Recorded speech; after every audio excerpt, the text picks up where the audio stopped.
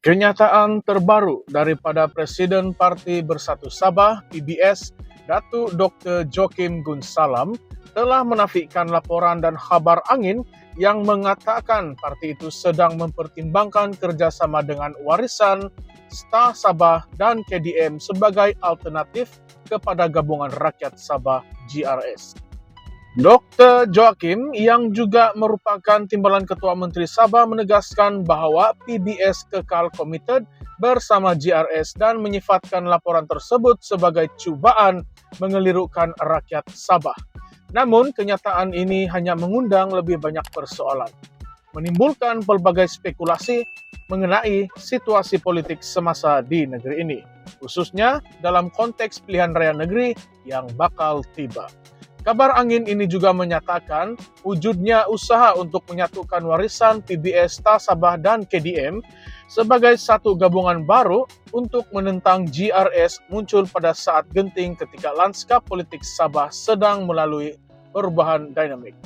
Dalam laporan-laporan yang tular, dikatakan salah satu sebab utama timbulnya usaha ini adalah kerana rasa tidak puas hati dalam kalangan sebahagian pemimpin PBS terhadap rakan kongsi mereka dalam GRS, terutamanya Parti Gagasan Rakyat Sabah (PGRS) yang dipimpin oleh Ketua Menteri Datuk Haji G. Noor. Salah satu puncak ketidakpuas hati ini didakwa berpuncak daripada keengganan Haji G untuk memberikan lebih banyak kerusi kepada PBS dan Star Sabah dalam pilihan raya negeri yang akan datang.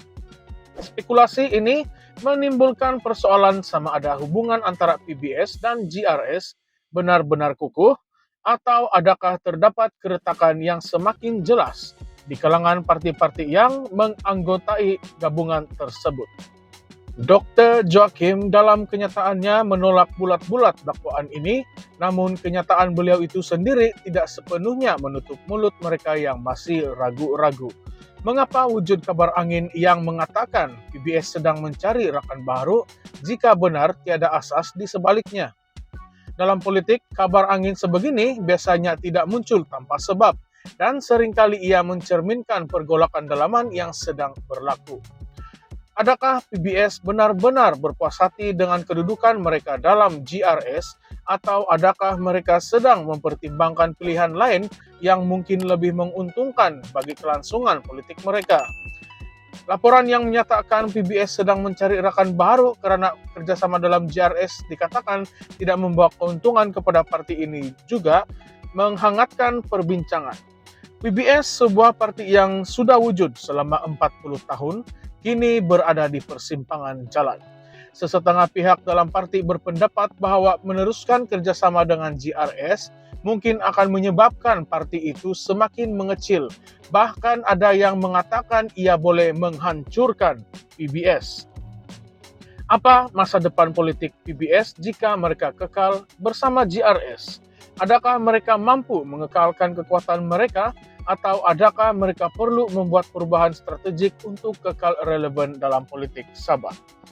Satu lagi isu yang tidak boleh diabaikan ialah hubungan GRS dengan parti-parti dari Semenanjung Malaysia seperti DAP, PKR dan Amanah melalui Pakatan Harapan. Dalam konteks politik Sabah, kerjasama dengan parti-parti dari Semenanjung seringkali dilihat dengan skeptikal oleh pengundi tempatan yang lebih mengutamakan agenda Sabah.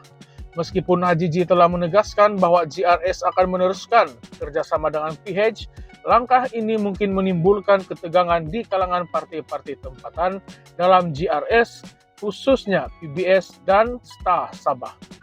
Apakah implikasi politik daripada keputusan ini?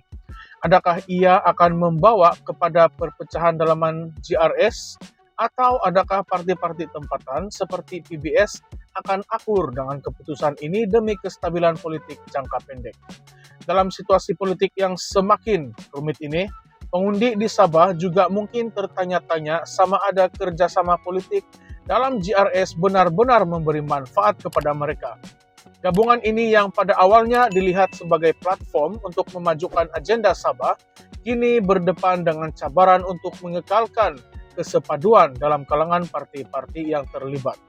Adakah PBS sebagai salah satu komponen utama dalam GRS akan terus memainkan peranan penting, atau adakah mereka akan dilihat semakin tersisih jika tidak diberikan lebih banyak kuasa politik, terutamanya dalam pembahagian kerusi pada PRN akan datang.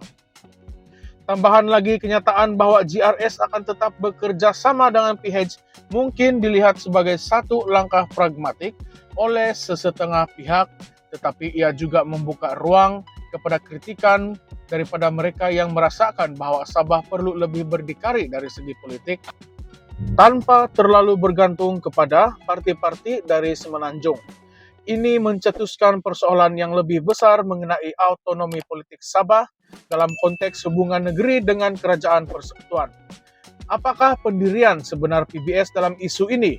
Adakah mereka bersetuju dengan kerjasama dengan PH atau adakah mereka seperti yang dispekulasikan sedang mencari rakan baru yang lebih selaras dengan agenda tempatan Sabah? Dalam pada itu, kenyataan resmi PBS yang dijangkakan dikeluarkan dalam masa terdekat akan memberikan gambaran yang lebih jelas mengenai pendirian parti itu. Namun, hingga saat itu, spekulasi dan kontroversi mengenai masa depan politik PBS akan terus menjadi bahan perbincangan hangat dalam kalangan penganalisis dan pengundi di Sabah.